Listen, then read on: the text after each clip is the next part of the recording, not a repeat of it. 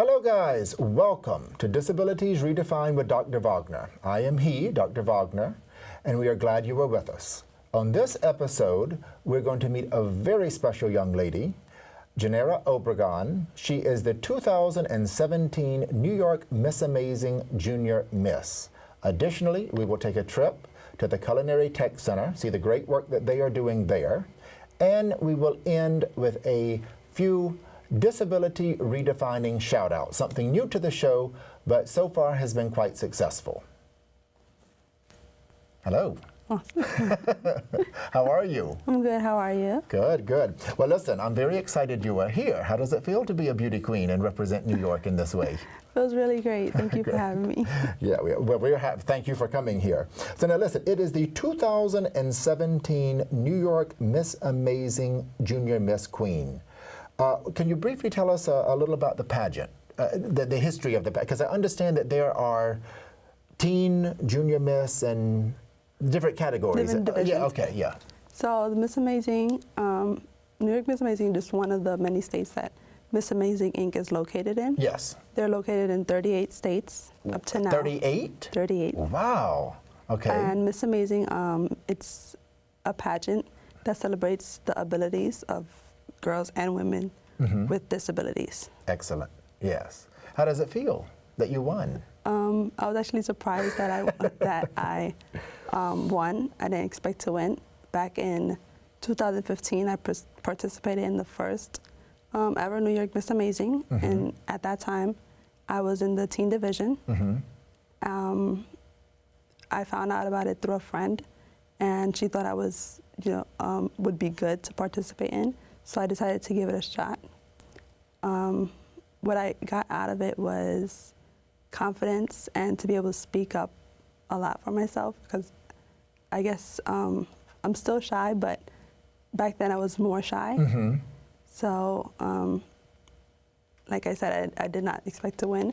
There was so many young girls and women they all were great, and they all had something to offer.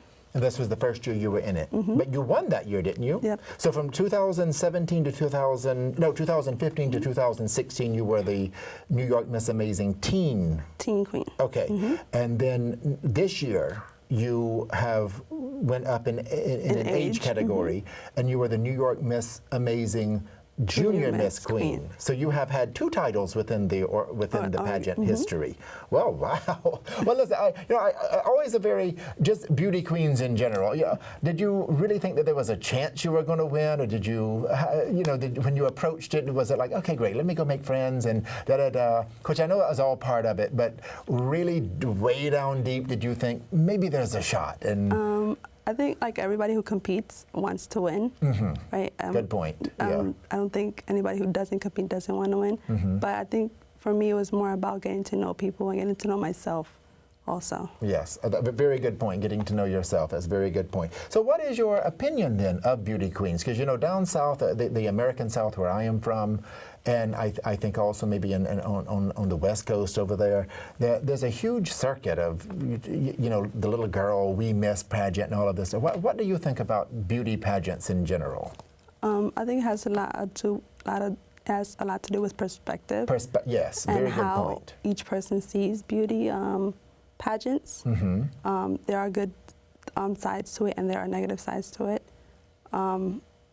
It can be a great opportunity to build self-confidence, to win scholarships, to know yourself better, and I guess promote what you have to offer to the world. And then like on the negative side, people can get carried away, and sometimes I think, like especially for the young girls, it might not be the girls who want to do it, but more like the parents want them. Yes, that is a very valid point. Yeah, sometimes that happens a lot down south. A lot of times they're pushed into it. Yes. So, but you loved it, right? I loved it. You loved it. I think it's great. Well, I think that's a positive side. When you can do what you like to do, usually you're better at it. And usually you're very good at it, as we see in this example with you.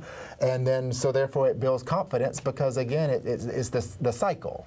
You're good at what you do, but you like what you do. do, so therefore you want to be known for what you do, right? Right.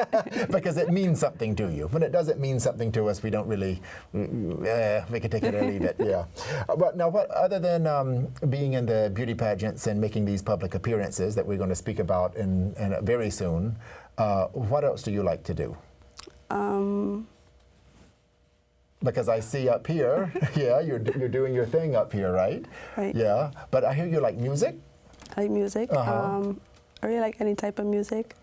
I don't have a favorite artist, but I like hip hop, R&B. I speak Spanish, so I like Spanish music as well. Okay, well, music is good for students. You know, it helps you guys relax a little bit. Back to the New York Miss Amazing Junior Miss Queen. How has it been so far? Because I see you up here. You've made a lot of public appearances already. Yes. What is the? How long have you been? You recently crowned, or have you been crowned in? Been crowned since April, like the ending of April. And it's been great so far. It's amazing to be like a role model and inspiration to others. Yes.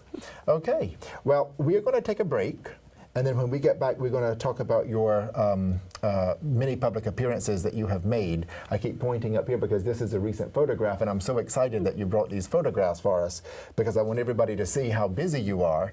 And as you say, becoming a role model is very, very important, and we're also going to talk about that a little bit later. Now let's go to the Culinary Tech Center and meet Adriana Tortorello, the school director, and Beverly Johnson, director of externship and job placement. I thought the school was great. These two leaders in the school were so welcoming and professional, and of course the food was delicious. Our culinary students today are prepping for our seafood buffet, which will be presented later on around 11:30 or noon. You see all kinds of people here from different backgrounds, so we'll have people from state agencies, and particularly Access VR. All right, just let us know when you're able to come in and we'll be ready for you. Thank you. Have a good day. Bye-bye. My name is Beverly Johnson, and I am the Director of Externship and Job Placement. We have a 93% placement rate in culinary and 100% job placement rate in hotel operations customer service. So we're really proud of that. But the students work really hard. We have some great partners we've identified that match the student skill sets with their what's recommended and what's needed in the community. So it's a win-win situation. We have students with disabilities. We work with agencies like Access. We work with vets. We work with whatever they consider mainstream students are.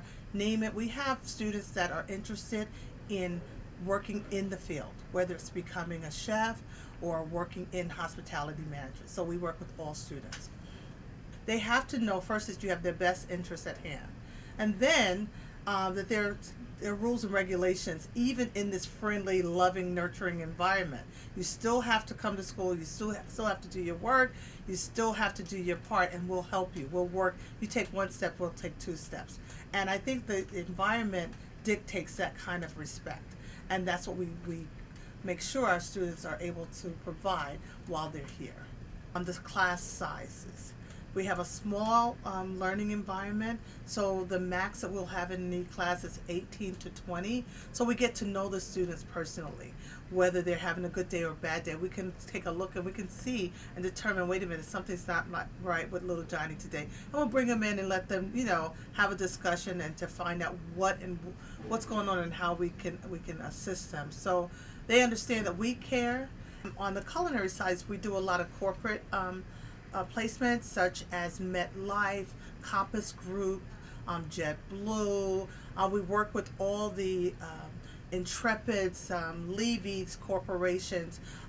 We work with private companies, the Knickerbocker clubs. We work with the Lotus Club. It depends on the person and what they're interested in.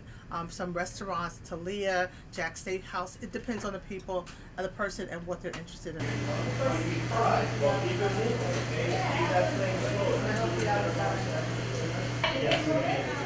we need a rubber spatula. Right.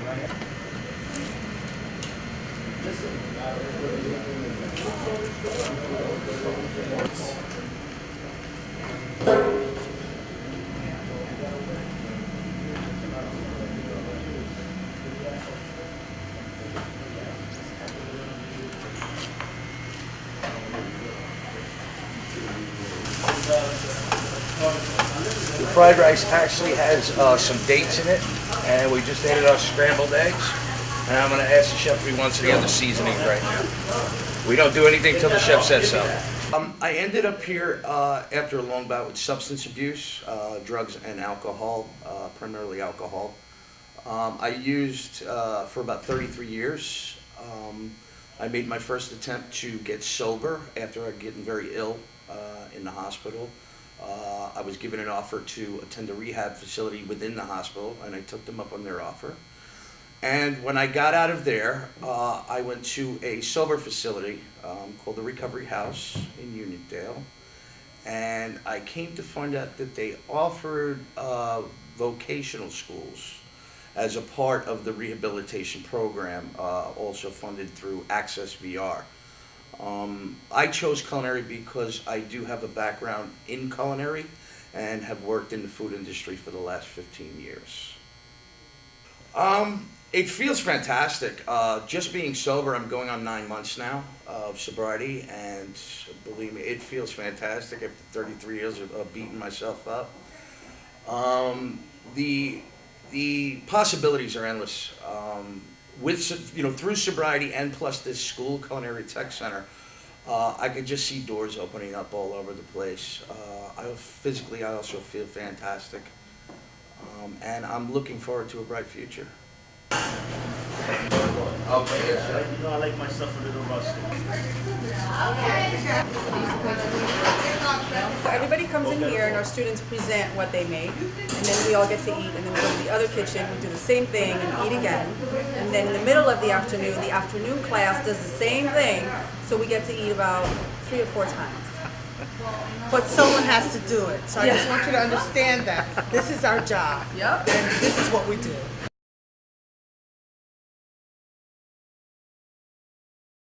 How are you? The food was good, right? It was very good. It looked very good. Yes, it did. So listen, every guest I have, I do a little bit of homework and research on, and you actually have done some pretty high-profile appearances in your year up to this time. You have a few months left, right? In April, you said earlier. Yes. So it goes from April to April. About that, yes. Yes. Okay. But from April until now, until depending on who's watching what, until December, you've been a busy girl. Okay, Shrey Cosmetics. What did you do for them? So Shrey Cosmetics was having a video in which they have women come in and speak about their lives, and the video was to promote that every woman rocks in their world with what they do. So Shrey Cosmetics is not a lot about makeup, but more about self-care and skincare. So that was really interesting to be a part of. Right. And well, it sounds wonderful. Rock Your World. Was that their logo? Yes. Or did you? Okay. Okay. Lord and Taylor. You were in a fashion show for Lord and Taylor. So that was with the Miss Amazing. The director put it together, the New York Miss Amazing, and it was not just people who participated in the New York Miss Amazing, but other women as well, strong women, independent women, who modeled in the show. And as we modeled, our achievements were talked about, and that was also really interesting because it wasn't just like one group of people, but like everybody coming together. Yes, it sounds great. And but now that was I understand that was not here in New York. That was in Long Island. Long Island. Okay. Now the Turn It Around project. Yes, you were also involved with the Turn It Around project. Like what is the Turning Around project? So the Turn It Around project was started by Abby. She's now a student at Georgetown Law, and it's basically an organization or a group that turns negatives into positive. So you might take something that you don't like about yourself, or you don't feel so sure about yourself, and turn it around into a positive. Right. So my slogan was, my disability may limit me, and then I turn it around into saying, but I will never let it stop me. So that was, Well, then that's turning it around then. Well, that's great. And congratulations. And finally, the one this is relatively new. Now, I always want to put the word dream first, but it is Runway of, say it, Runway of Dreams. Runway of Dreams. Runway of Dreams. And that is here in New York, isn't it? That's actually in New Jersey. New Jersey, okay. So, so Runaway of Dreams is a foundation in which was created by Mindy Schneider. She has a son with a disability, and she decided to create this foundation because her son would have trouble looking for clothes or dressing, and so she created it to design adaptable clothing for people with disabilities. So she's always trying to promote people with disabilities in the media and looking for models. So people with disabilities are also portrayed as, we can also be in the media. Of course, absolutely. So this December 2nd, she had a workshop in which we take photographs and interview as to why we should, why we would like to be models and why it's important to be portrayed in the media. Yes. Well, now, quick, what is your disability? My disability is cerebral palsy and spastic quadriplegia.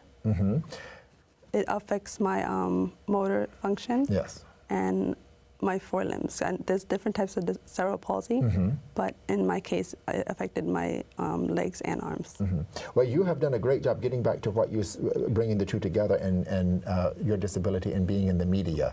So we really do have to show you a lot of appreciation for that, because you've been in the media a lot over this past year and you've done a great job. Thank so you. Congratulations on that. How important do you think it is for disabled people to be in the media? I think it's really important because we're not portrayed in the media as a lot or as we should be, and I feel like if there is somebody who plays a part with the disability, it doesn't accurately portray us the way I feel like it should. And I feel like there's so many people with a disability who can actually play that role, but we're not allowed to, or we don't get the chance. Very well taken point there. Yes, thank you very much for that. What advice do you have for anyone out there who may be interested in participating in the New York Miss Amazing teen or junior or just the New York Miss Amazing pageant? My advice would be to go give it a shot, because you never know what might happen, and it's not about winning, but more about going out there and showing what you have to offer, speaking up for yourself, and networking and finding other people who will also have things to offer. And now you are a student at John Jay College of Criminal Justice. Yes. Now what is your major? I'm an English major with a minor in law. Okay, and what is the ultimate goal? The ultimate goal is to go to law school. Law in the future, school. I want to be a lawyer. Okay, and do you have a certain area of law? Are you? I haven't really thought about a certain area in the law yet. Right. Okay, but you obviously are interested in the law. Yes. Sometimes. But now you also have an associate's from LaGuardia. Yes. And that also was Paralegal studies. Yeah. Okay. What do you want people to take away when they see you in this interview? To not just look at my disability, but to not just look at my disability, but of who I am, what I have to offer. Because not just because I have a disability doesn't mean I can't be as the other person, or I can't accomplish anything. I am thankful for my disability because it makes me who I am. It pushes me to do better and to prove people wrong. That is a very good point, and you are excellent, as you said earlier, role model. We really do, and I'm so happy you were on the show. I've been doing this show for about a year now, and various guests will say things, but you actually just made the statement that you are thankful about your disability because it makes you who you are. And you know what, I can only probably imagine that's what the judges see whenever they always pick you for all of these beauty pageants because you're so happy that you are who you are and they know you're going to do a great job at representing the New York Miss Amazing teen and now junior, and I have probably the third tier will come up soon too. We can't thank you enough. It was a very great pleasure having you on the show. Thank you so Will much you come for back and having talk to us again about this you- media and Hollywood topic? If you're willing to have me again in the future, I'll gladly come back. You will definitely be back then. Okay, what we're going to do now is we're going to wrap up the show. Earlier today, we did a few shout-outs upstairs in the media room. So we're going to go up there, you're going to see what I did earlier, and we're going to end the show there. So I will say goodbye from here. We are very happy to be here this bright and early New York City morning. We have a few disability redefining shout-outs we want to do for you with some amazing people. Our first disability redefining shout-out is Ben Biddick. Ben co-authored Get Up, The Art of Perseverance with Adam Greenberg, the former Major League Baseball player. Ben is also the host of the very popular and very informative Get Up Nation podcast. As Ben states, the goal of the podcast is to connect with, learn from, and highlight human beings who experience adversity and help transform their pain, loss, grief, and suffering into something powerful and positive in hopes of comforting and inspiring others. Thank you, Ben. I love the Get Up Nation podcast, and what can I say? Keep up the good work, and your guests are amazing, you are amazing, and I will keep listening. Our next shout out goes to Lucy Dawson, a very beautiful young woman in England. What I really, really do appreciate about this young woman and her YouTube channel is that she is just being honest, she's being herself, and she's helping others in a way, in her own way. And in this case, it is sharing the experiences she has been faced with and also overcoming these obstacles, as well as using her appearance and overall beauty to make people happy and get her message across. And I think that's wonderful. So we really do want to show a lot of respect and appreciation for Lucy. We're going to show just a few seconds of a handful of clips from her channel, and I'm sure that you will really, really fall in love with this young woman. In January 2017, I was diagnosed with anti-NDMA encephalitis, which is a disease occurring when antibodies produced by the body's own immune system attack NMDA receptors in the brain. Their functions are critical for judgment, perception of reality, human interaction, the formation and retrieval of memory, and the control of unconscious activities such as breathing or swallowing. Am I off to a festival? Am I going to a festival? I think I'm going to a festival. And now I just want to put in, oh my gosh, there's just so many nice colours. I think I'm going to go in with the orange. I have also started up my own blog to help raise awareness and tell my own story. And I just hope that if I can help one person be given the correct diagnosis earlier on than I was, so that less of their life is wasted sitting in a hospital bed, then it's amazing. So today I'm going to do a video about Toxic Nails, which is the company I found on Instagram, and I was fortunate enough to be sent 7 polishes from them. I'm sorry I look so awful, but I've just done a testing eBay makeup video and this is the result. So I've just tried all 7 polishes and I'm going to go through them all and let you see them. Thank you, Lucy. What a very special young lady. All the best as you move forward, as you go back to the university, and by all means, if you are ever in New York, you have an open invitation to appear on our talk show. Now, for our final shout out, we are going to introduce you to a supermom and the creator of Life with a side of spectrum. Shannon Biacamono states on her Instagram page that she is an autism mom and blogger, helping families see autism through their journey with photography, advocacy posts, and humor. Shannon and her husband have 4 beautiful children, one of her children being on the spectrum. When I was doing homework on Shannon for this shout out, I was really touched by all of her posts. And, you know, parents, educators, and students alike could all benefit from following Life with a Side of Spectrum, because we can all learn so much from Shannon and the messages that she gives us. One of her posts, entitled, "Why I Am Thankful for Autism," she actually states, quote, "When the doctor hands over your perfect little baby in the hospital, you don't expect for that perfectness to change when the unknown winds, storms, and rainbows autism brings into your life. Often, it's not even autism that brings the turbulence. It's the views and ideas of what people think autism is and what they think it's not. It brings about things you will not be prepared for, and that's okay." I love that message, it's okay. Thank you, Shannon. Life with a Side of Spectrum is profound, it is honest, it is sincere, and yes, at times humorous and fun. What can we say? You know, people like you really are making a difference. People like you are really redefining what it means to be disabled.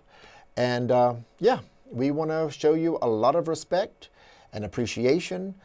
I personally want to thank you for sharing your photographs with me, those beautiful photographs you send of your children. And, you know, let's keep in touch on Instagram. And as I say to all of the people I do shout outs for, if you are ever in New York City, please give us a call. We'd be glad to have you in the studio and see you face to face. All right, take care, be good, and we'll talk to you soon.